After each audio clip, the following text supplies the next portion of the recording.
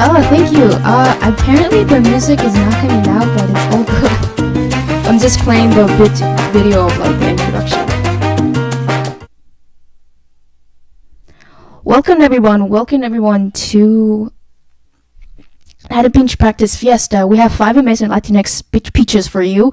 But first, let's go over a couple of the guidelines. Our Latinx entrepreneurs will pitch for 3 minutes, and our judges will give scores from 1 to 4 in the following categories, which is validation, presentation, and business model.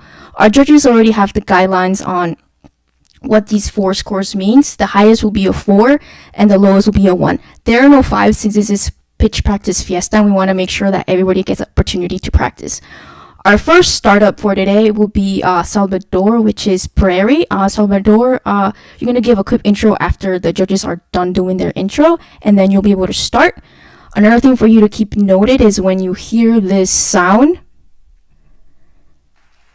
it means that your 3 minutes are up. All right, let's go ahead and introduce our judges.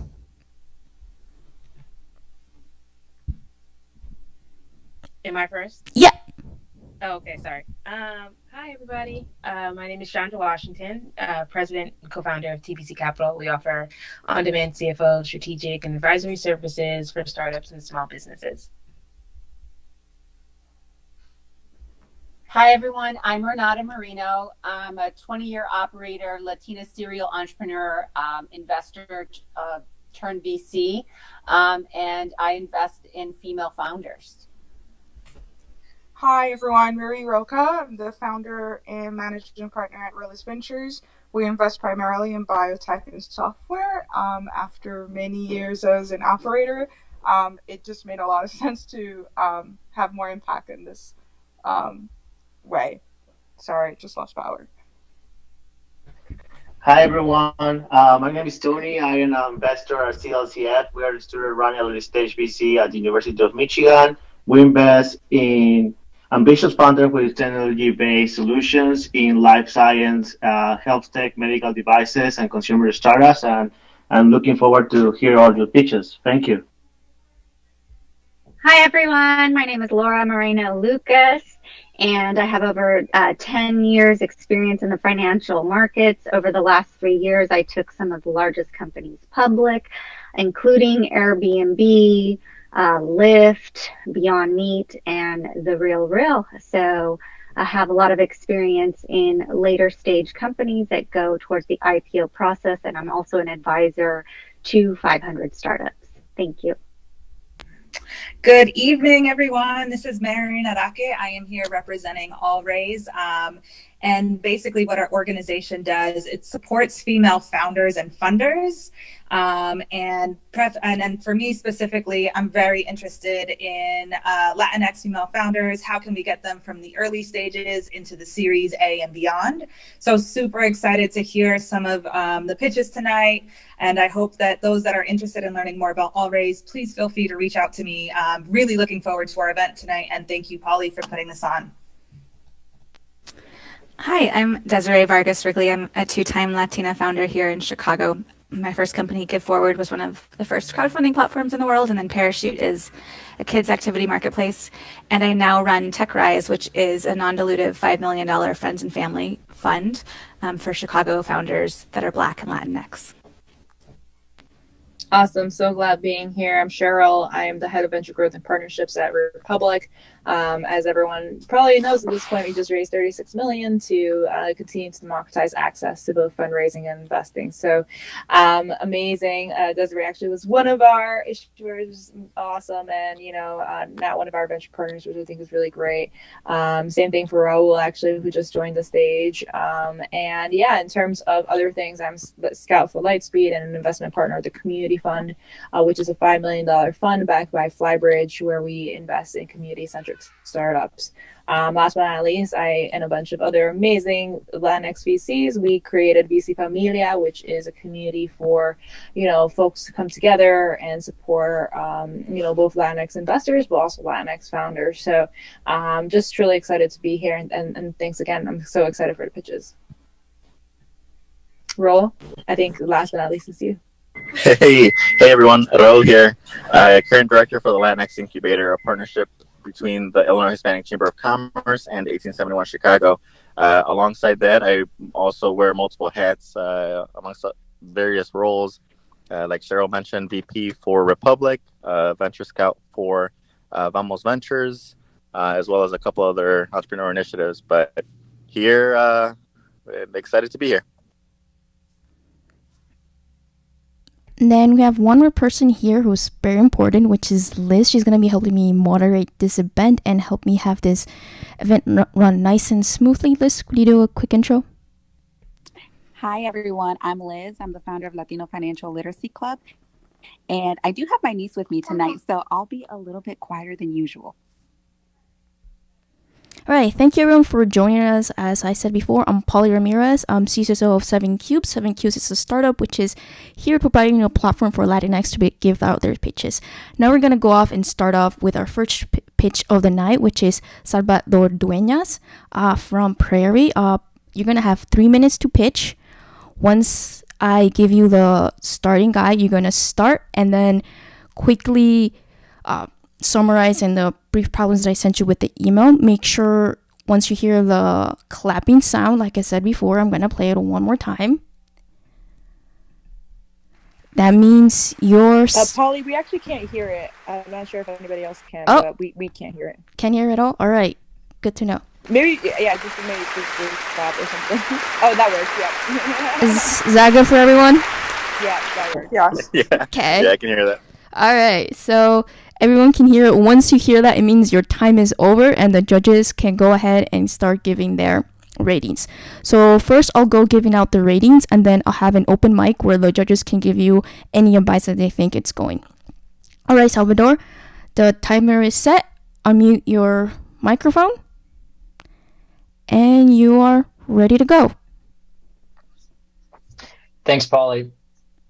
So sharing on social media sucks. Unless you starred in some reality TV show, you're going to average 61 followers on sites like Twitter. My name is Salvador, and I've seen this problem firsthand as a startups manager with Future Founders. That's why I created Prairie. Prairie is a Reddit meets next door app that lets you go viral in your city without having a single follower. Everyday people have been sharing jokes, news, projects, and ideas to Chicago, our pilot city, as soon as they downloaded the app. I like to say that on Twitter, you learn what's happening from the fancy journalists and politicians, but on Prairie, you learn what's happening from people just like you. The best part is that there's no need for ads. We make money by charging for additional features like clickable links. There are 40 people testing this right now, and some have actually shopped at Chicago businesses mentioned on Prairie, which is crazy to me. We're going to invite 100 testers in Chicago just in time for the summer. Social media is trending towards private, intimate communities like the ones we're on at Clubhouse. So for those on the call that are based in Chicago, I'd like to personally invite you to Prairie and discover what's happening in Chicago. Thanks.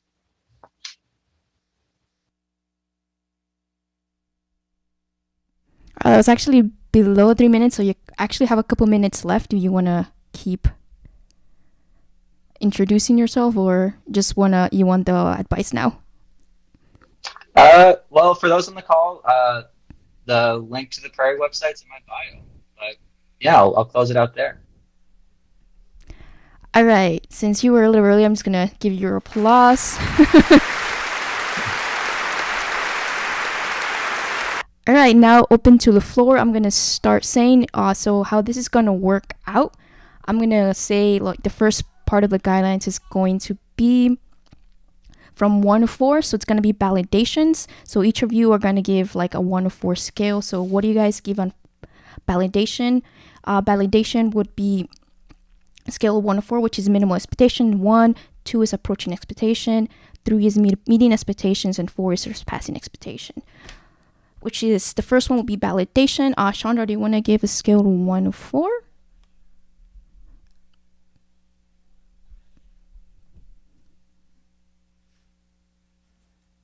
Hello?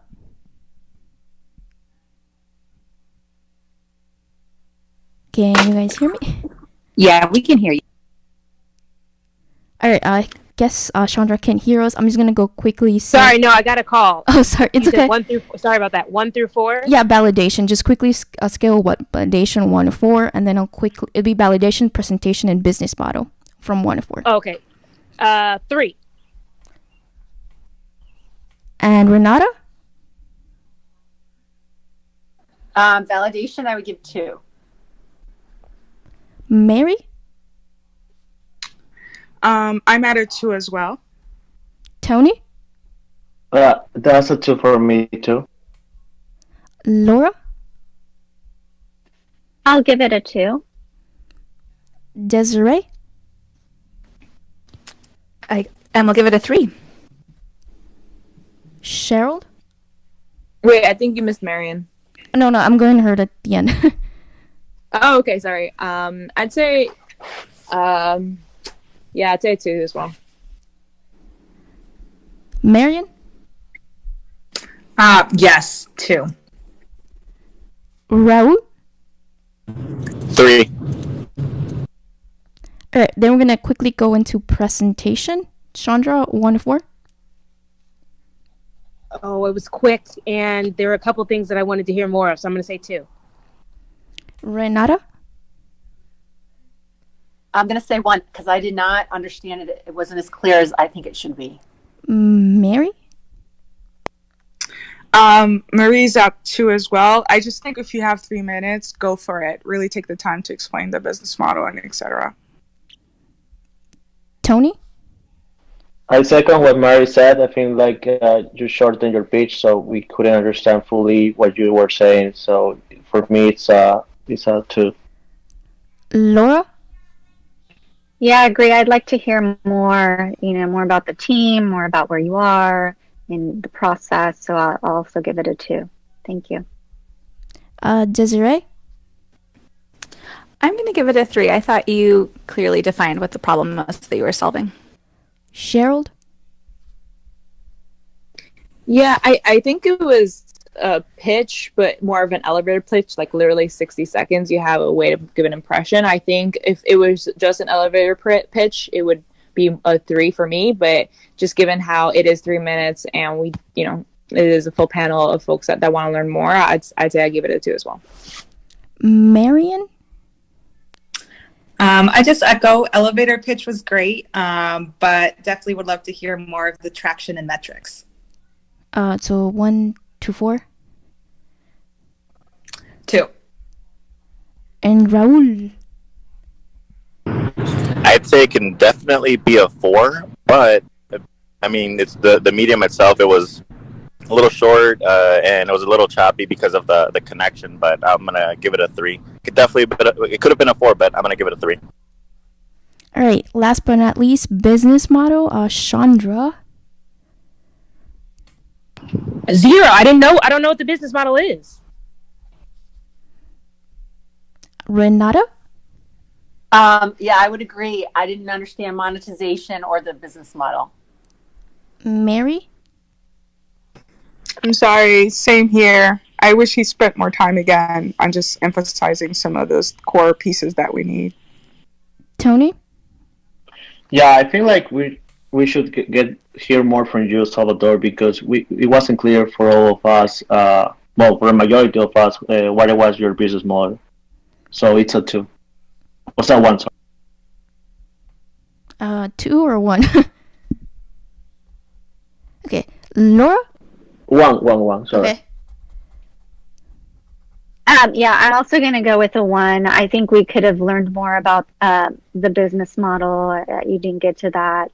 But I do believe that there is an opportunity for you to present that. I do like what you're doing. I know we're giving you low scores, but I just want to emphasize that I think the personalization of social media is an avenue that is obviously getting traction because we're all on Clubhouse. So thanks. Desiree? Sorry, I got a little snafu. I think it was a 2. I heard the business model. It was, charging for clickable links. So I thought you did say it. It was hard to hear you and it was fast. Cheryl? Yeah, I'm also same with Desiree. I do know that it's not because of ads, it's because of clickable links, but you have to be a little bit more specific as to, especially when you're pitching to a whole bunch of VCs, like what, like, you know, what we want to know is how we're going to make money, right? And how how is your success going to be our success? So the business model is incredibly important when it comes to a pitch, and making sure that everyone knows, how people are going to be on it, how you're going to make money, how we're going to make money. Marion? Yep, I agree. I'm aching to learn more. So more of that. What have you done and what are you doing? Those tractions would be really helpful. So again, between 2 and a 3. And Raul? Echoing what they just mentioned, the last 3, I'll give it a 2. Okay, now it's all open up for questions. The judges can ask questions up for Salvador to get any clarification or any other comments that they want. I'm gonna go ahead and mute my mic.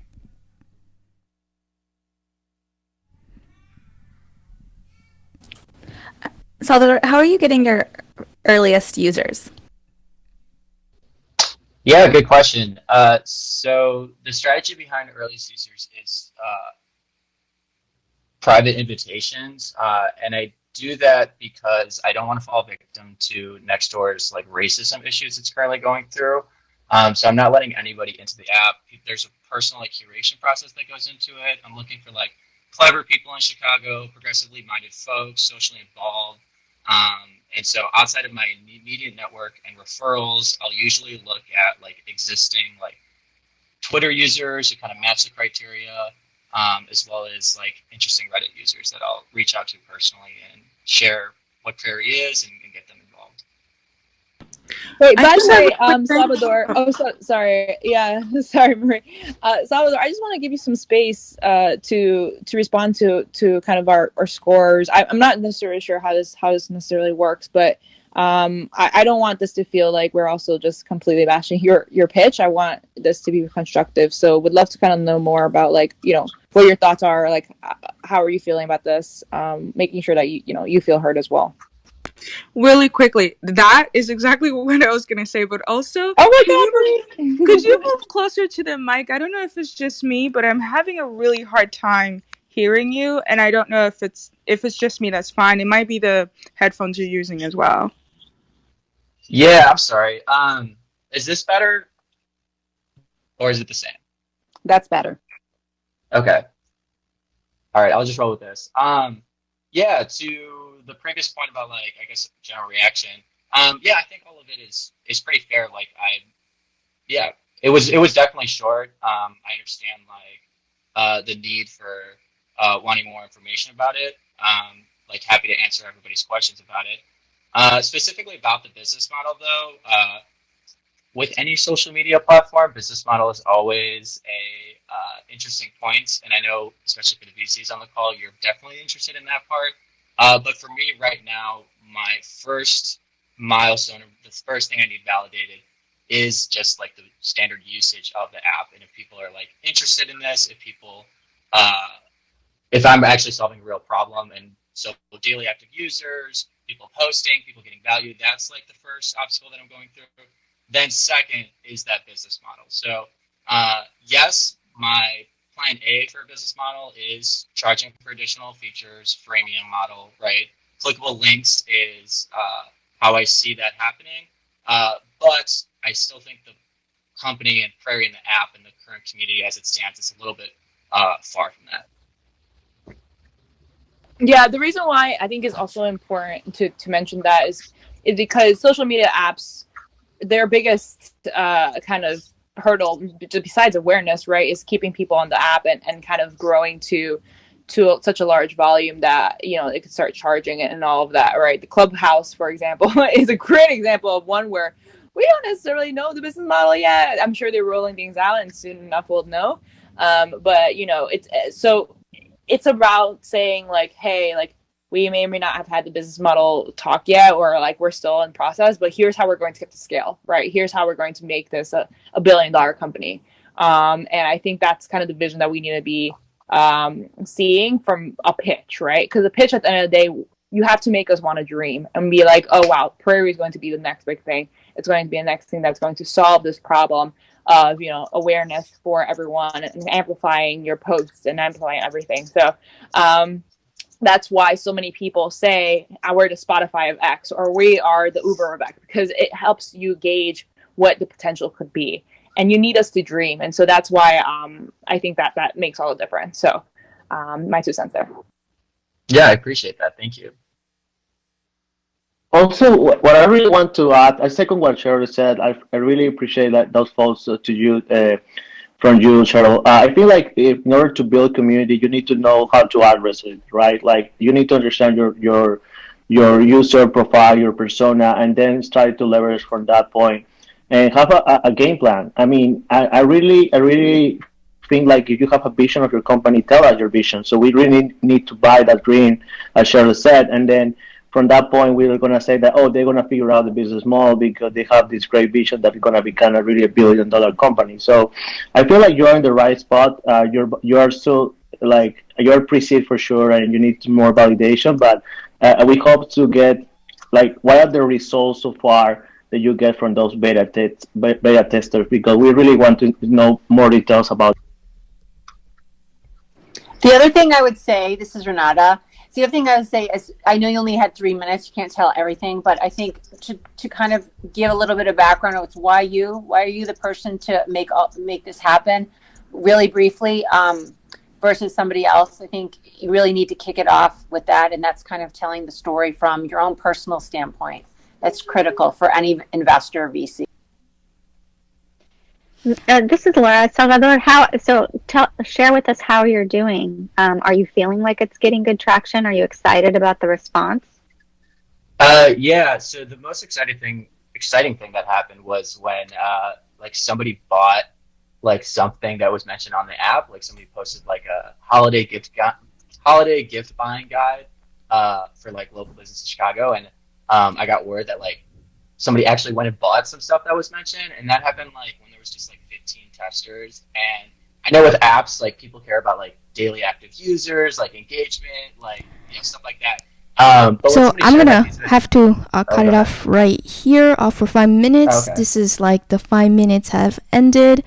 I'm giving everyone 5 minutes. Make sure it's a fair game. So the next one is gonna be setting up. So I'm just gonna set up for the next speaker. Thank you so much, Salvador. Thank you, already here, the judges. If you have any additional questions, I'm gonna be emailing the investors here your pitch deck and everything that you sent to me. So if you want to send them anything additional for them, feel free to email me and I'll send it over to them.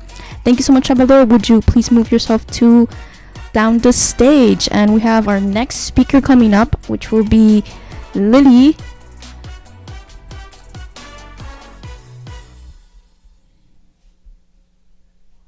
Hi, thank you so much for having me. Alright, like I mentioned before, you have 3 minutes to pitch. Liz is going to go over the guidelines for everyone who didn't get the guidelines. Liz, you want to go over the score guidelines quickly? Yeah, for everyone in the audience, the judges will be scoring on validation, presentation, and business model. The scores will range from 1 to 4, with 4 being surpassing expectations, 3 meeting expectations, 2 approaching expectations, and 1 minimal expectations. All right, Lily, you are going to have 3 minutes to pitch. Again, I'm going to play the sound, making sure everybody hears it. Once you hear the sound, the 3 minutes are over. Okay, thank you so much. Well, I'm Lily Higgin. Wait, 1 second, 1 second. Oh, sorry. I'll let you know when I'm ready to go. All right. Okay, perfect. You are ready to go. Okay, so as I said, I'm Lily Higgins, CEO and founder of Lingo Plaza. But most importantly, I am a mom of bicultural children. And I have always said that parents will always be for education, but having your kid love the experience of education is a whole different thing. And I've experienced firsthand the struggles many parents and children face with remote learning and foreign language learning. which is why actually I created Lingo Plaza with my team of technology experts and parents with multicultural backgrounds and experience with foreign language education. Lingo Plaza is an expanding e-learning company that helps children achieve language fluency in a fun, immersive, and cost-effective way. Currently, most children under 12 struggle to get the right kind of foreign language education through e-learning platforms or school programs because they aren't geared towards different learning styles, they're expensive, or simply they're non-existent.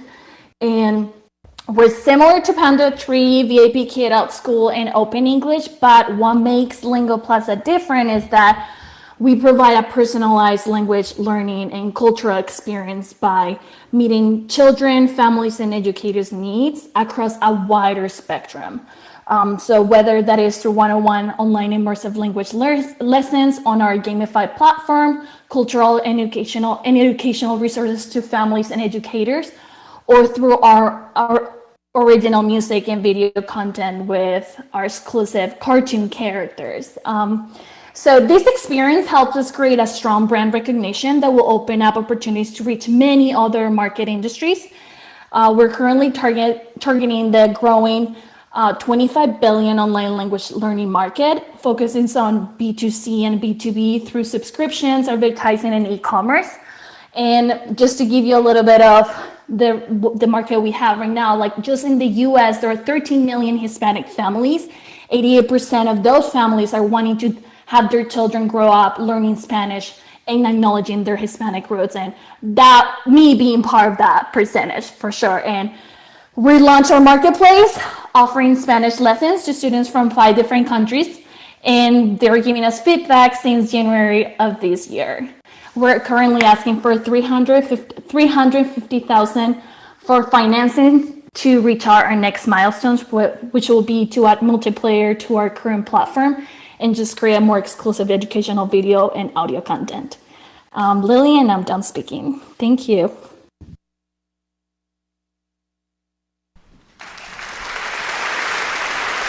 That was exactly 3 minutes. You actually got a couple 2 seconds, but that was exactly it. Now we're going to open it up to the rest of the room. We're going to do exactly the same thing. We're going to start off with validation. Shondra, you're going to take it up with validation, 1 to 4? 2. Renata? I give it a 4. My children were in language starts, and it's very expensive, and I can't even imagine. They speak predominantly English, but I would love to have an online tool for them to use. They used Outschooled over the summer, and I would, if you can come up with a really good solution, the business model works, it would be the greatest. Mary? 3. Tony? These are 3 for me. Really good pitch. Thank you. Laura? It's a 3 as well, and I'm excited that you're working in this space. I've worked with other founders in this space. Desiree? 3 for me too. Cheryl? I also give it a 3. Can we give halves? Can we give like 2.5, 3.5? Yeah. That type of thing? Yeah, sure. Okay. I'm gonna go validation in the sense of getting traction and all of that. We didn't hear as much, but so I'd give it more of a 2.5 than a 3, just because I wanted to hear a little bit more about that. But then again, it's also 3 minutes. So Pauly, wait, I just really want to clear. Is it validation on the idea, or like validation as far as like traction and things? Validation and idea interactions as well. So kind of just overall validation of the idea. Wait, okay, idea attraction or yeah, validation of the okay. idea. Oh, yeah, traction's different. Yeah. Yeah, okay. Traction.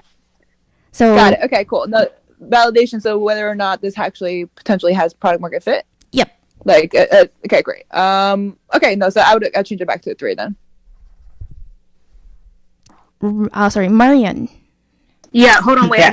I want to amend mine because it's a 3 if I'm thinking about validation as well as far as product market fit.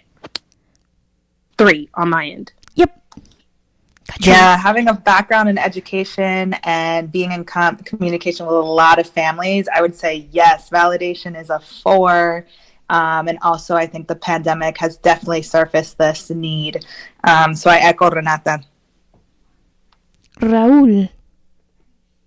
I give it a solid 3. All right, I'm gonna move along to presentation. Shondra. Overall, really good. 3.5. Renata. I think close to 4, but I would say 3.5 because I would love some traction. Mary. Same here, 3.5. I wanted to hear a little bit more, but this is good. Oh. Tony. Same, 3.5. Laura. I'll give it a 3. Desiree. I'm also going to give it a 3. I wanted a little bit more detailed. Cheryl. Same on the 3. I personally, I think maybe just wanted a different structure of the pitch. I mean, that just depends on investor different preferences, though. Marion. Yeah, I actually thought you were pulling me in, you were reeling me in. So in regards to storytelling, who you are and why this is important, you caught me on that reel, and I want to hear more. And because of that, I think I would say a 4. Raul. Yeah, same thing. You got me, but with the story, so I give it a 4. Last but not least, business model. Oh, wait, Shondra left. All right. She has an emergency. She'll be back. Oh, okay. I'm just gonna leave her empty. Skip. So it was Renata next. Yeah, the business model is a 2 just because I didn't quite understand monetization and onboarding users. I didn't know how that was going to be executed and the go-to-market strategy. Mary. Also, 2 for similar reason. I wanted to hear a little bit more detailed on your market strategy and growth. Tony. Maybe I missed it, but for me it's a 2. I really want to give more details on the market size and also the monetization part. Laura. I'll keep the theme going, 2. Thank you. Desiree. It was a 2 for me also. I heard subscription but no pricing, so I didn't know how to kind of compare it to the competitors that were in the market already. And you mentioned B2B, but there was no indication of what the monetization was for that channel. Cheryl. I want to give a little bit of grace and put a 2.5, and the only reason why is because it's 3 minutes, so like there's only so much you can cover, and I think you did a really good job of the problem and what you were doing, so 2.5 for me. Marion. I echo Cheryl, and maybe like getting a little bit more on the metrics and numbers if you can squeeze it in. I think you were starting to do that, but would love to hear a little bit more. Again, for 3 minutes, like you reeled me in, so I would say, yeah, 3. Raul. I may have missed it a bit, but I'm gonna go with the 2. All right, so now it's up for open. We're gonna give you 5 minutes for the judges to ask you questions or anything, or you have any questions for the judges, you will have to wait for them. So who wants to go first? I have a question. This is Renata. Can you talk a little bit about the how you're making it personalized, how you're going to implement that, and is there an algorithm? And also, just to correlate with the pricing, kind of what Desiree was saying, what is your pricing, and in terms of the target audience, what's the economic, where are they? Who are you trying to target specifically in the market? Absolutely. So right now, as I mentioned, we have a platform that is a 101 platform. So each tutor works with each kid individually and according to their level.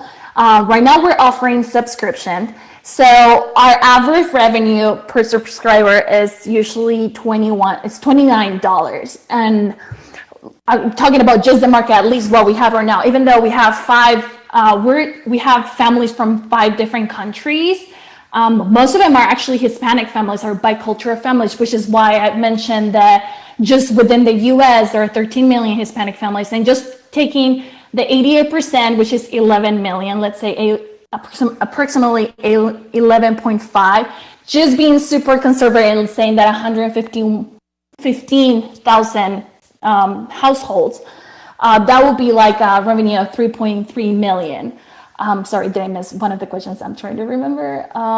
Right now, as I said, we're using subscriptions, and the way we do it personalized, aside from the tutoring, we have a very one-on-one in working with the parents nonstop, and we have we work with with more of a holistic view of language learning. So I personally learn English as a second language. So within Colombia alone, you learn English in school, but you need way more. And I think that's one problem that it's happening around the world regardless. And it's just approaching the language with many other resources. And that's what we're doing. So we have music, we have video content. We're trying to like target and give the kids and the families according to what they need to the different learning styles. How much time do they get one-on-one at $29? That seems very cheap. So that's the average revenue per subscriber. So right now, what the lessons that we have are 25 minutes, are 100% immersive. So the tutors that we have are actually from Colombia at the moment, and it's all Spanish. But as I said, obviously we want to have, my goal with multiplayer is that we're gonna be able to not only drop the price, but be able to have a smaller group for, let's say, if we enter Latin America, which English lessons are super expensive because I come from there. It's just not even a reality. Being able to drop that price, making it more accessible, and yet being still a small group, creating more revenue, which is, I mean, it just works that way. So usually it's 25 minutes just because it's 100% immersive. So it's like the max that a kid will kind of like get to focus and, you know, for language learning. I know my scores weren't great, but I think the idea is good. And I kept wanting you to say something along the lines of like, we're like ABC Mouse for language learning plus one-on-one tutoring, or like some other mental metaphor. Just my part. Okay. Yeah, sorry. Sorry, I have a little bit of feedback because I worked with a company that actually sold to Care Bears, and the company was Tippy Tom. The one struggle that she had before it sold, so obviously she did very well, was just identifying her market and the actual parents that would pay for this. So that to get her to scale to where she wanted to go was challenging. But I think in terms of the way that you're approaching it, it sounds like the right strategy for either an acquisition or an exit. But again, it was her problem was scaling it on the clients that she was focused on, and she was getting more traction with maybe second generation Americans that had ties to international who wanted their children to be bilingual, if that helps you. Yeah, so as I said, we have obviously a lot of parents that are bicultural in general. Right now we have Spanish. My goal is to also bring English and, you know, be able to tackle a lot of bicultural families, which is, I am part of that market. And the struggle is that, one, they're non-accessible. I feel like language learning in general around the world, but let's talk about just America, it's non-accessible for families like myself. I cannot really afford to send my kids to an immersive school, but yet I feel like I cannot afford constant resources of language learning courses because they're more expensive. Right now, for what we offer in our platform, not only we're now Zoom, but we're offering and expanding we're offering a different experience, and from music to, as I said, video content, and ideally with funding, be able to create, like what you said, let's say the ABC Mouse or something that will be able to tackle another learning style within the language learning, because you need so many resources than just one-on-one lessons. So this is just what we currently have, but our goal is to just kind of like expand and be able to target even more industries and different markets like music industry and entertainment. And so. And Lily, if you want to connect with the founder that sold their business, happy to put you in contact with her. Thank you so much. I would really love that. Thank you. We ran out of time. Thank you so much, Lillian, for the speakers. 5 minutes are over for the discussion. We're going to go ahead and bring up our next speaker up on stage. But before we do that, one of our judges, Ben, just showed up. Ben, would you just provide a quick 30-second intro while we get our next speaker up running? I love the music, by the way, and apologies for being late, everyone. It has been a crazy, hectic week. Hi, everyone. I'm Ben. I'm the president and co-founder of Octany. We are a venture-backed SaaS company that powers the conversational marketing and especially the personalization for thousands of e-commerce brands and Shopify stores. We've been backed by tier 1 VCs like General Catalyst. And in a previous life, I was the co-editor and editor-at-large of Mashable, the technology news website. I ran the West Coast, had a team of 50, wrote 2,446 articles in my 4 years there. I also wrote a best-selling book for HarperCollins called Captivology, The Science of Capturing People's Attention, on the science and psychology of attention and how to capture attention. Sit on the board of Sama, I was the global AI data training company, a bunch of other things that are even escaping my brain. I'm just excited to hear everybody's pitches, give feedback, be helpful however I can. Woo! Happy Friday. Ben always makes me want to hire an intro coach, like someone to just guide me through the conversation. I will be your intro coach for free. Love it. Thank you. All right, so now we have Daniel from Washington BNB. Same rules, 3 minutes. Once you hear the sound of the audience, your 3 minutes are up. I will let you know when to start. So in 3, 2, 1, Daniel, go. Gracias, Pauly. Saludos y bienvenidos a la fiesta. I'm Daniel Cruz, co-founder and CEO of Wash B&B. Wash B&B automates luxury linens as a service for Airbnb hosts that hate laundry, enterprise providers who can't do laundry, and boutique hotels that shouldn't do laundry. The problem we're solving for is pretty easy to understand. Imagine washing, drying, and folding all of the bed, bath, and kitchen linens in your house 3 times per week. Now imagine having multiple houses like many hosts do. It simply doesn't scale. It's the old way. But decentralized hospitality on platforms like Airbnb does scale, validated by Airbnb's monster IPO just a few months ago. So Wash B&B is a hospitality startup purpose-built for a new world of decentralized hospitality and living. We automate luxury linens as a service and scale at low cost by utilizing excess capacity at existing industrial laundry facilities. Enrolled properties outsource their entire linen and laundry operations to Wash B&B, and we provide a hotel-style bed and bath experience for their guests that rivals the best luxury chains like the Ritz-Carlton. We strengthen our customers' business overall and share in that growth by charging a per reservation fee, averaging to about $175 per unit per month. Globally, there are about 33 million units we can target, giving us a total addressable market of $69 billion. But Wash B&B will be so much more than linens and laundry. It's a Trojan horse into the physical spaces we live, work, play, and travel in. We are tech-enabled and data-driven managers, though. That means we're investing in technology to streamline our operations, lower cost, and capture valuable data along the way, and ozone, which is just better for the planet and reduces our footprint of travel. We've been at this for a little over a year, launching just before the 2020 pandemic lockdowns, which is a great time to launch a hospitality startup, if anybody's asking, which caused us to pivot to doing wash and fold for seniors and other at-risk groups for free while our businesses were shut down. The press from that story, including in the New York Times, helped us win a hotel contract, and we started generating revenue from customers in all 3 of our segments last August. We've grown to about 80 units with 0 churn to date and ended 2020 with $24,000 in revenue. Our go-to-market strategy is to get established with B2B contracts before opening the floodgates to individual Airbnb hosts once we can automate a sales cycle and connect that to a logistics cycle as well. We have a strong pipeline, already have proposals out to enterprise companies who represent well over 15,000 units in North America. You may recognize some of the names like Marriott, Casa Living, and Sonder. We're mostly competing against the status quo. If you're hosting guests, you already have a solution for laundry, but it's not great.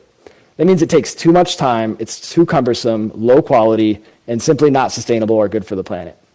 That gives us a significant first mover advantage. I've been an Airbnb superhost for 5 years, and like all hosts, I live this problem just about every single one of those days.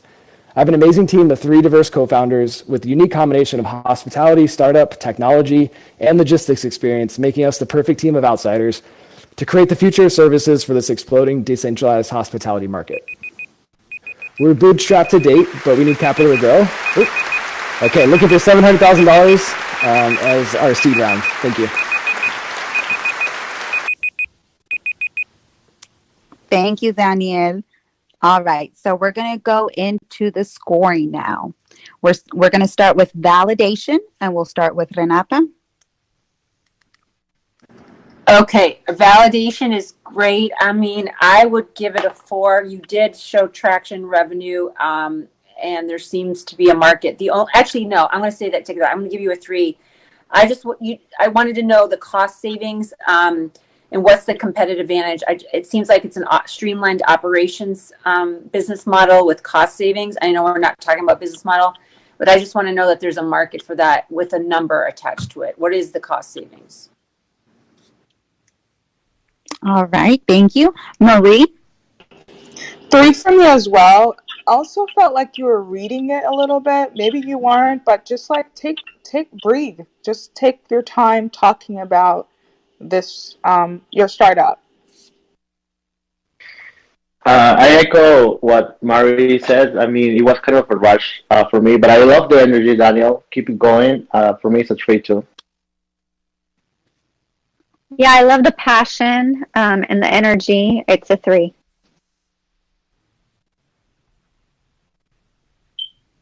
Mary?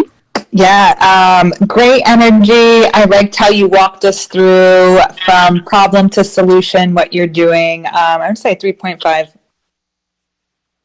I'm a 4. I believe this is a problem worth solving, and I think that you've proven that there's demand.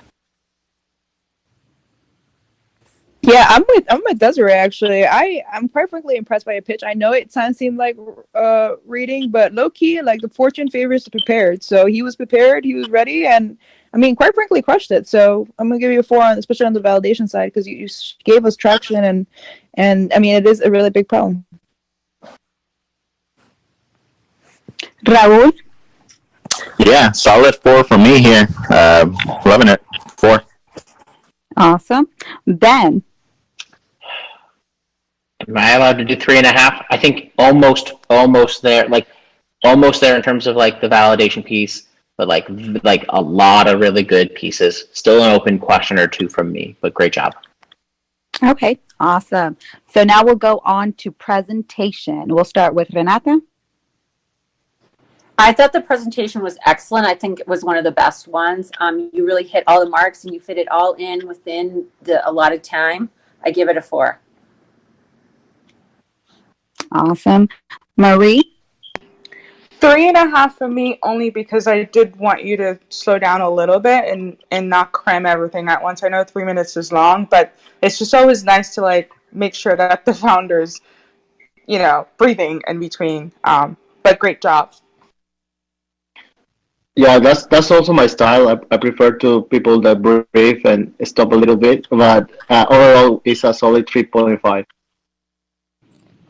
I think you did fantastic. I'll give you a 4. I think you realized that you were in a time constraint and we're trying to fit it all in.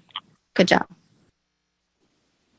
Yeah, 4 as well. I echo what Laura said. You got through everything as best as you could in 3 minutes, and I appreciated that. I'm a 4 also. I thought you built credibility, proved out the problem. I thought you did a great job. 4 as well. 4 as well. I'm going to give you a 3, and it's not because you didn't do an excellent job on a lot. I'm just a really strict coach. The biggest one is I did feel like you were reading parts of it and like rushing fast. There is something to the absolute strongest pitches, and hearing like hundreds of pitches through pitch practice, where the like personal piece and like the pauses can often have more impact than the words you say. But great job. Thank you, everyone. All right, so now we'll move on to business model. And again, we'll start with Renata. Okay, I give it a 3. I just wanted to know logistically how how everything was going to be transported, and also the numbers on the cost savings. I didn't hear that. Maybe you did say it, but maybe you said so much. I don't know if I missed it, but those two components I would like. Marie? 3 for me as well. Similar to Renata, I wanted to hear a little bit more about why this versus like a local option, and especially when you're talking about cost savings, whether it's Airbnb or any hospitality industry. Yeah, for me, it's a solid 3 too. I feel like I really want to know also how do you differentiate for your competitors, especially in terms of cost savings. So that's why that's my point. I will keep the 3s going. It's a 3 for me as well. Marion?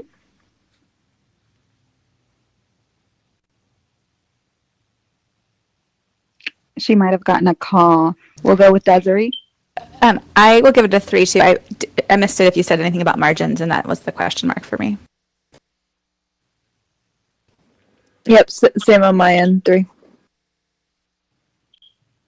I'm gonna give it a 4.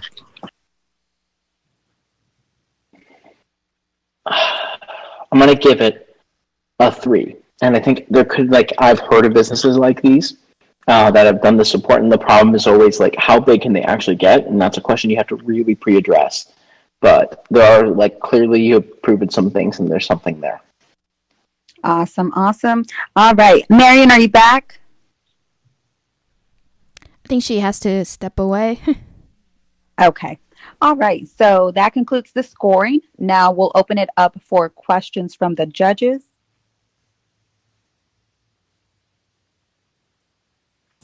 What are the margins? So if you're making $175 on average from a unit, what is it costing you? Yeah, so the revenue we're bringing in right now costs us about 45 cents as a variable cost. So that's the cost of getting the laundry done. We actually count the cost of transportation as a fixed cost right now because we're doing a fixed route style service. We're estimating in a new market that if we, for example, if we go to Miami and open up a new warehouse, we need to get to about 300 units to hit our break even. And about 500 units, we're grossing $1 million per year and taking about 300,000 of that to the bottom line. So the thing I'm thinking about, right, is always around, to Ben's point, is how big can this get, and just given how, is it a startup or is it just like a small business that can turn big? You mentioned that you guys you're tech enabled, data driven, and that's great. But how exactly are you doing that? And just walk us through how you can get to that $1 billion business. Yeah, definitely. This is something that I actually love asking this question to investors when we start meetings, because I think it tells a lot about where their head's on building a business that has a route sales component or a route pickup and drop off and logistics component. We do have to move a lot of sheets at real big scale at that sort of unicorn valuation. We're moving millions of pounds of laundry around the country on a daily or weekly basis. So there definitely is a logistics component that we have to build out. We want to make sure that we take the top cities in the country, though, because there's a real big value piece of capturing industrial laundry capacity and doing that at scale. Nobody's done that. So right now, Marriott has to sign different laundry contracts at every single city they go to, unless they're doing it in-house in their hotels. So we see big value in doing that. I also see big value coming from the beer distribution side of business myself, which is being done at scale right now by Reyes Group.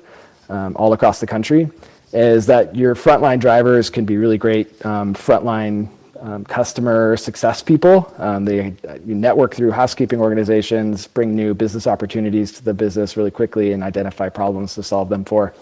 As far as technology, we're using RFID technology in all of our linens, which is giving us amazing managerial data. We're sharing that back with our customers to help them improve their operations in places where they're not able to use Wash B&B, and just help them get better at what they're doing overall. And as we get bigger and have more funds, we'll be able to really invest hard into the logistics side of the business, and maybe look towards an outside partner like Amazon. Or there's quite a few startups that have reached out to us to sort of work on solving last mile delivery.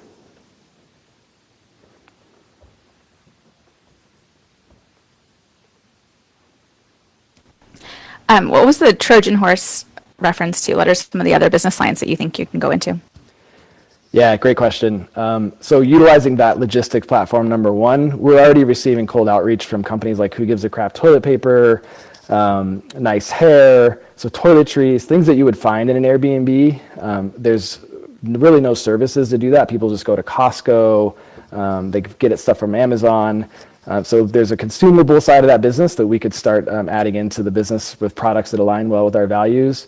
We can go direct to consumer with a line of sheets, and actually on our roadmap is next year to launch our own personally branded line of linens. We'll have more people sleeping in our linens by the end of next year per year than any other brand on this planet. That's a wonderful opportunity to build a direct-to-consumer line of business. I'm sure everybody's familiar with Brooklinen. They went from 0 to about $4 billion in 4 years. So we know there's a big business opportunity there. And then finally, on the industrial laundry component, how big can we get? How much industrial laundry capacity can we acquire? And then do we actually buy it to lower our margins, build out our own facilities to lower our cost, our variable cost, and expand our margins? That's a very valuable proposition to hospitality companies that operate in many different cities like Sonder and have to go sign a new laundry contract everywhere they're at, and they're really unhappy with their existing laundry vendors.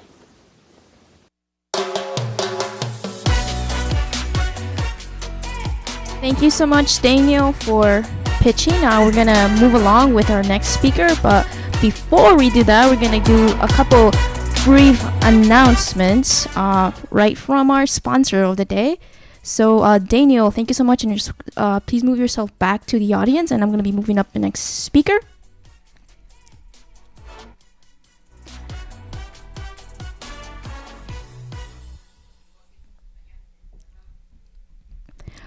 Thank you everyone for tuning in to Latin Pitch Practice Fiesta. We look forward for the rest of the pitches, but first some announcement. Our bench sponsor 7 Cubes, their first product Go Poolers, will be the first SaaS ERP biz system built by women to serve millions of tech invisible business owners. They recently just launched their iPhone Women campaign. Go support them. Their link is in my Twitter bio. And then we have our next speaker coming up. Wait, where are you? Would you just raise your hand? I can't find you.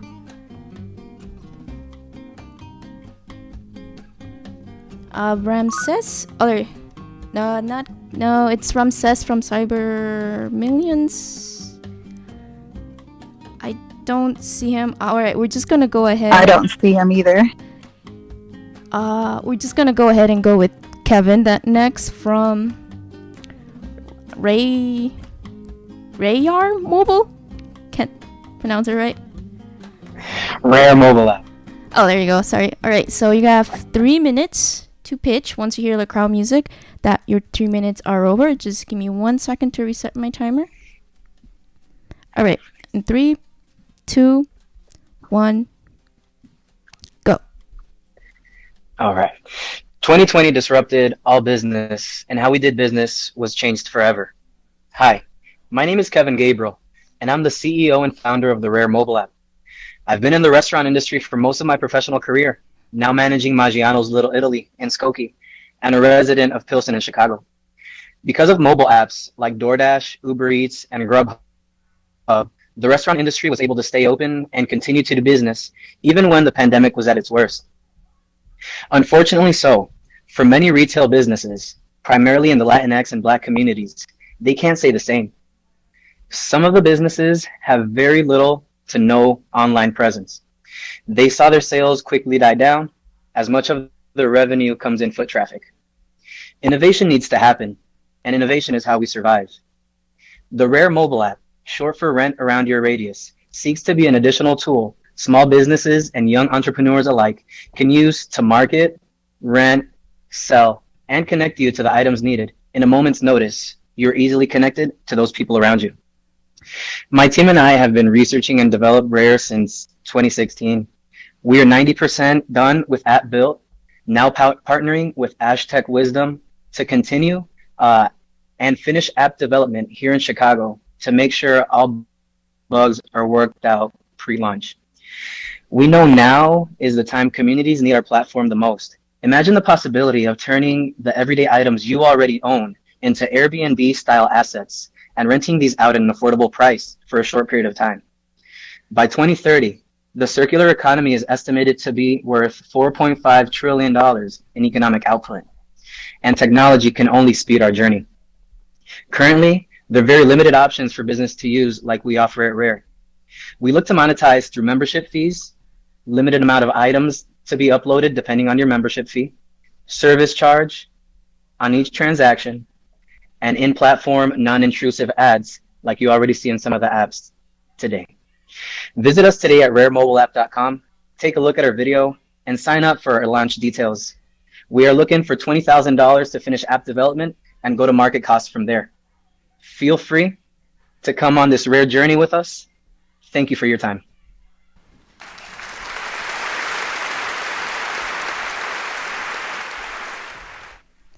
Thank you so much, Kevin. Liz, would you take over and do the scores? Absolutely. All right. So again, we're going to start with validation, then we'll do presentation and finish with business model. So Renata, what is your score for validation? I still was unclear of exactly what it is, so I give it a 2. I just need a little more clarity.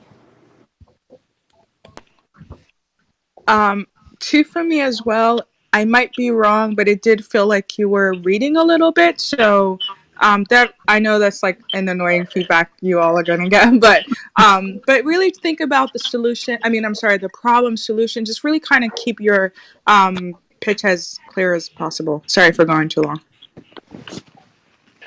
Yeah, for me it's a solid 2. I need more information, details about like what type of validation you do to your idea, but maybe I just not hear it fully when you were pitching. Laura? Oh, sorry about that. I'm going to go with the 2 as well. I got a little confused at, the solution when it went from a marketplace to mobile app. So I got a little confused in your pitch, but I think I know what you're going after. So that's why I gave it a 2. Thanks. I'm going to go with a 3. I think I like the concept, but I think that the pitch needs to be restructured. I'd say a 2 as well. I understand that you also might have been reading it a little bit, but I think overall, just be more clear around the actual business model and kind of how you're making money. Once again, we're all VCs who are looking for that $1 billion idea, so that's a really important point to nail down in your pitch. I'm going to go with a 3. I know you're getting a lot of feedback on the reading, so I would say just keep reading and until it sounds more natural. So the more you read it, the more natural it'll sound. A 2 for me. I think just partly because on validation, it's a little bit like you're early, so there's just hard to have some data points. Usually at that super early stage, I'd be trying to talk about more surveys and more things that really show, or just anything. But you're also early, so I wouldn't expect a ton of data points yet. Okay, awesome. So we'll move on to presentation. Renata? Okay, I think you started off really well in terms of coming at it from a personal standpoint, that you run a restaurant. Seems like it makes sense. I think just clarifying, putting it in the right structure, kind of what Desiree was saying is, what is the problem? How big is the problem? What problem are you solving, and how are you going to solve it? So maybe more the order of telling the story, but I like how you came at it from a personal standpoint, but I give it a 2. Marie? Same for me, and I echo Renata's point on really, I don't believe in reading because I think you should always just know your stuff, verbatim, but without reading it or sounding like you memorize it. So, every founder should have a quick 30-second pitch, a 1-minute pitch, a 90-second pitch, a 3-minute pitch. And if you have 10 minutes to ramble, go right ahead. But if you're reading it, if you get stuck sometimes, I've seen founders just completely lose it and have to start over. So really focus on problem, solution, team, traction, and just really, you can move that around, but just really focusing the story is really helpful. Yeah, for me, I feel like the hook was really long. I think you should take more structure on your pitch. I have it like if you follow like problem solution competition market traction team on ask and that type of structure, that will be more helpful. So that will give you more sense how do your so that will be more sense to your pitch because that's a good structure to go for it. Marie, sorry, what was your score? I'm sorry, too. Okay. Mine's Tony? still mine's still good as well. Okay. Laura. Thank you. Yeah, I'm going to go with the 2 as well. I will say I was actually really hooked when you started. I was like, okay, where is he going with this? And then I got lost. So I think if you're going to story tell, then kind of go into, again, how the other feedback that you're getting, more defined. But I was hooked at the beginning and then I just got lost. So 2 for me. I'm going to go with a 2 also. I think you did a great job of hooking, but I think you might have used the wrong story to contextualize the problem. And that's where you lost us when you were starting to create the solution for us.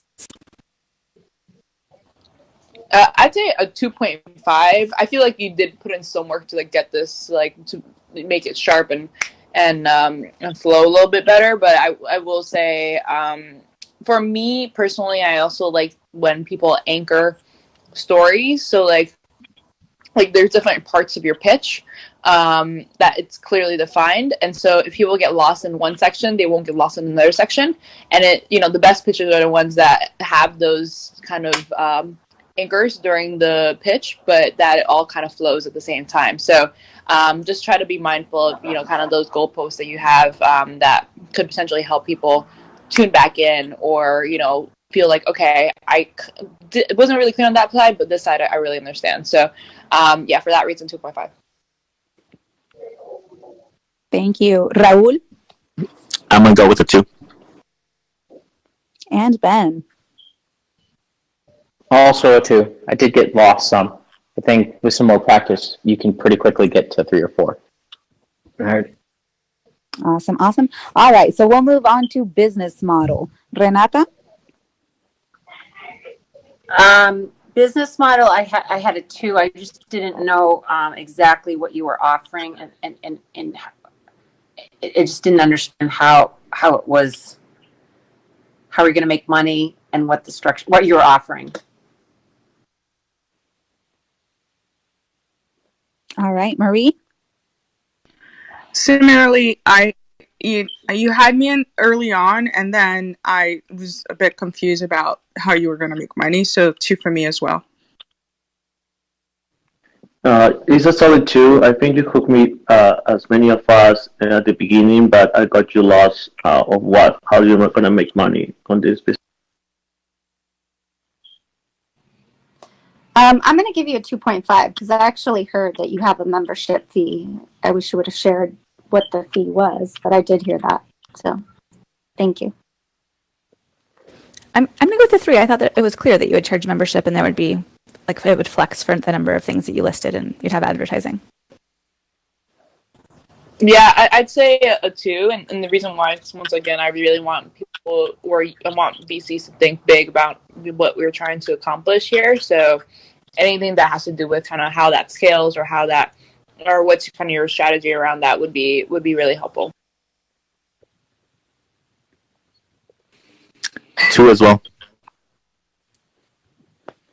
And Ben?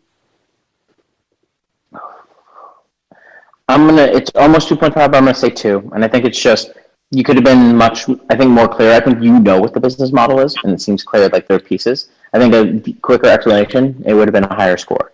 Again, just practice. Awesome, thank you. All right, so now we'll go ahead and open it up for questions from the judges. Can you talk to us a little bit more about that business model? Like, it sounds like there's membership. Can you just, like, a little bit deeper into how you think about it?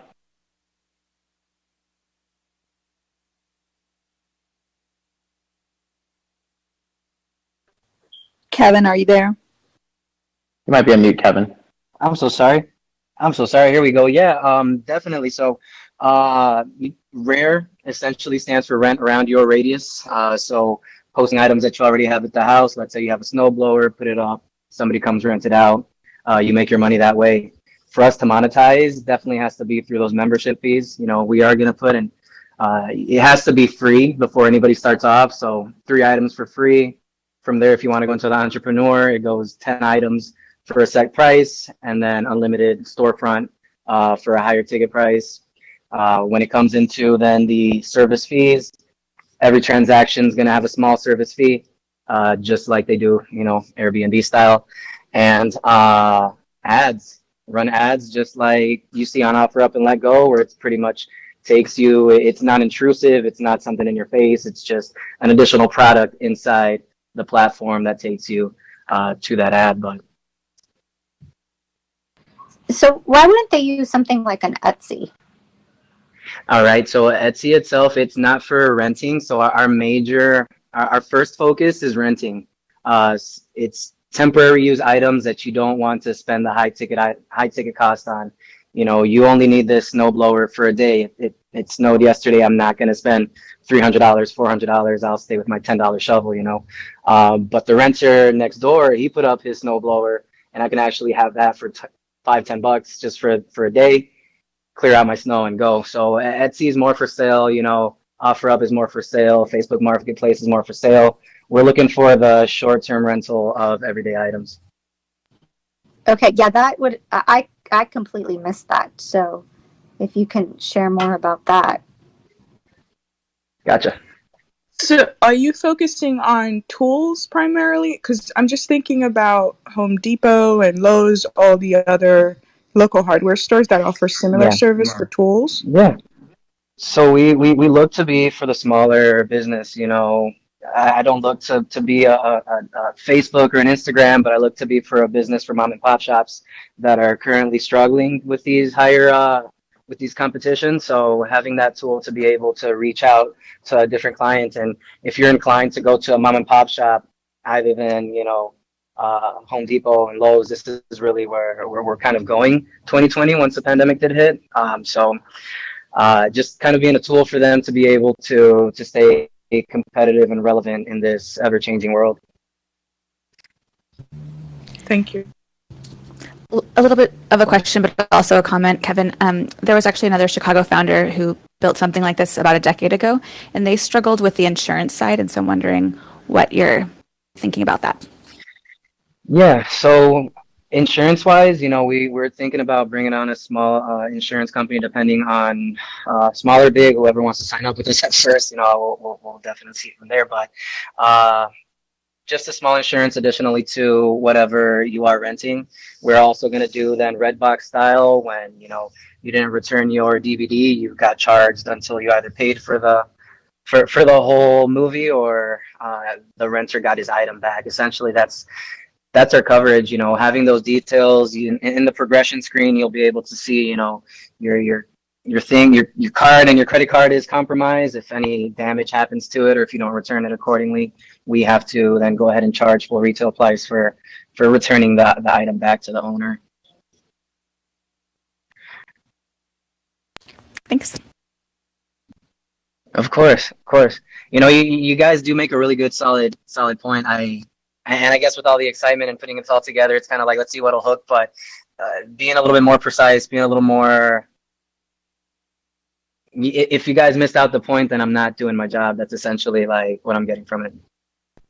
No, this is what Pitch Practice is all about. So no worries. The only other ad would be, I know you're new to the Clubhouse, but anytime you have an opportunity to talk about your startup, make sure you have the website, any like Twitter handle or social media opportunities where people might want to message you, or maybe connect you with other founders or advisors and etc. So it's always helpful to have as much information about what you're building. But otherwise, You're very true. You're very true. Yeah, I just got invited recently, so we'll definitely modify all that. Thank you.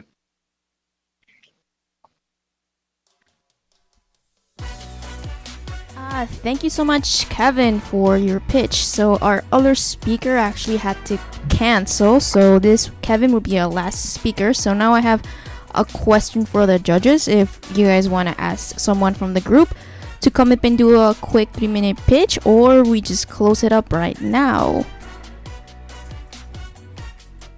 Yeah, I actually want to give another shout out to Daniel. He did great, and I noticed that he's doing an equity crowdfunding campaign on WeFunder. So wanted to hear a little bit more about that, and I guess, yeah, I mean, I committed to it, so. Raul, I just saw that. Thank you so much. I really appreciate that. Yeah, I had the fundraising stuff at the end of my pitch and just didn't get to it. But we are raising on WeFunder right now. That's born actually from Clubhouse. I had a really great experience jumping into a room for the first time in January that was full of Airbnb hosts, and 60% of that room reached out to me directly right after via DM or came in through lead gen through our website. And that's sort of been the trend, working through the Airbnb rooms, and some of those early followers actually convinced us to get on crowdfunding so they could invest in us. They were so excited to use our service. So we are now mixing that, hoping to get about half of our round done through crowdfunding and the other half done through traditional angels or institutional investors. Wish it were Republic, but yeah. But would love to check. Yeah, that was awesome. No, and I'm so happy, Daniel, that you're raising through. I think regardless, no matter what, like rising tide lifts all boats. So I'm a big fan of anybody using the equity crowdfunding or what we call crowd investing. So props to you. And I don't know how this works, but I think all the pitches were really solid, and you did a really great job, Daniel. Yeah, you've got my curiosity, so we'll follow up offline and see how else I can help. Thank you so much. Yeah, absolutely. Pleasure to talk with everybody on the panel, and anybody wants to connect with me directly. Daniel at washbnb.com, and I know that Pauly's going to connect us also. Yeah, I'll be sending an email with your information and bio to all the judges here who participated. And if you want to send anything else additionally, just send it over to my email, and I'll make a little nice package and PDF for them so they can review everything. I just want to add, so first, thank you, Pauly, for organizing this. Aside from everything, your graphics were amazing. So thank you for putting so much work into making this such a great night. And for all the presenters, I am a tougher, maybe I might have, I was feeling, while my daughter was listening, it was like, you're a mean judge, but it's not that. I think the practice is but for me, because it is so hard, especially for founders of color, I just want to make sure that when you present to a larger audience, you're just more prepared. So it's not a matter of the score means nothing to me. It's just making sure that you're sticking to those that storytelling. And it's not, sometimes people refer to it make sure you're faking it. No, it's not that. Just present what you're working on. Make sure if an investor had to step out of the room and they missed a solution, it's super easy for you to go right back to it versus memorizing it and trying to remember where you left off, because the nerves kick in and forget it. So, maybe I sound tougher because she's saying I'm tougher, but it's because I really care about how you're presented. And if anyone wants to reach out, I'm not as tough as I'm actually really nice, I think, but feel free to do that on my DM, or email is marie@realistventures.com. You sound super nice, Marie. Yeah, you sound. Marie is awesome. Yeah, you're awesome, Marie. I'm what are you talking about? That was really it was good type of criticism. It wasn't criticism. I feel like the boys were there kind of boo. It was kind of more resolved criticism where you want to push them forward and make sure that they're making sure that when they meet the next investor or someone, they're really, really out there and making sure everything's 100% there. Thank you, guys. I'll tell her, but she's mean. She's the mean one. So no, but I like feedback from all types. But I did want to emphasize that I wasn't trying to knock anyone. I just really want you guys to do well. So thank you for. I want to just double down on what Marie said. So a lot of us do this because it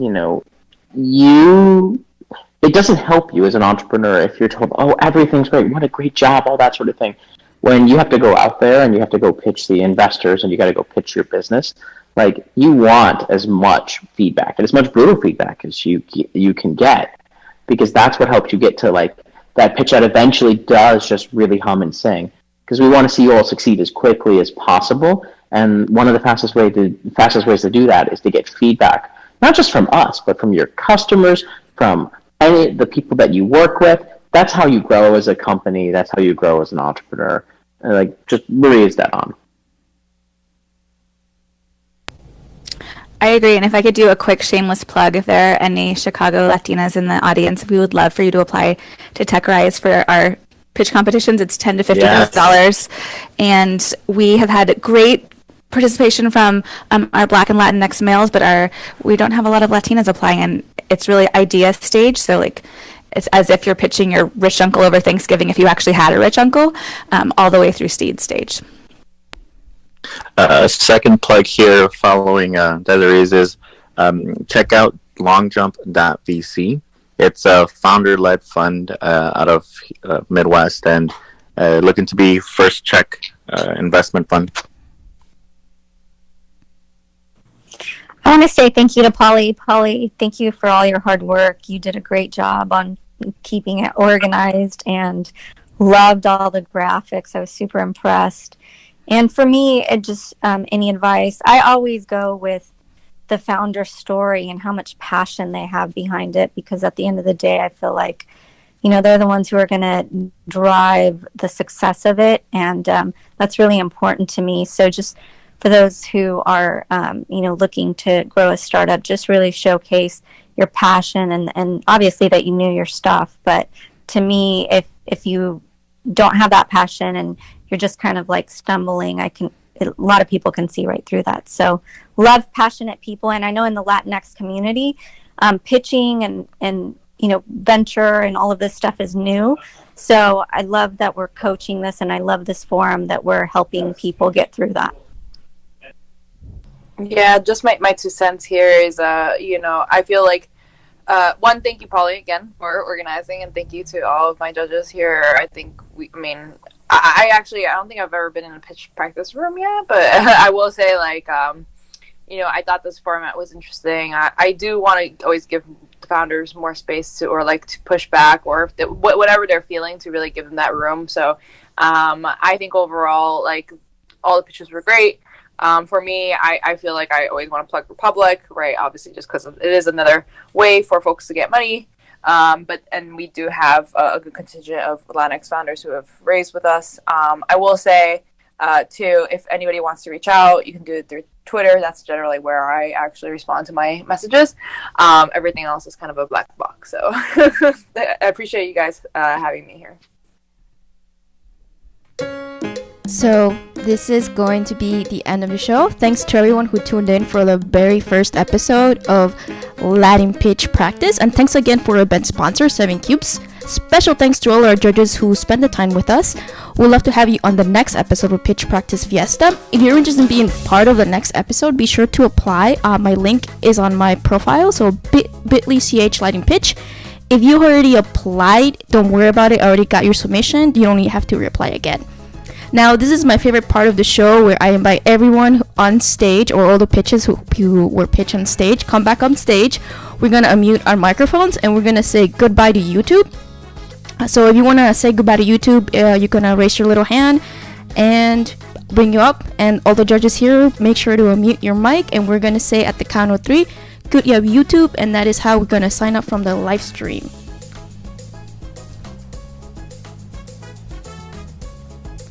Alright, everyone come up. Come up. Unmute your I invited Lily. Is there anyone else? I think that's it. Everybody else left. But if you want to come in, say goodbye. Come up. 2 seconds left. Alright, everybody unmute your mics, and on the count of 3, we're gonna say goodbye YouTube.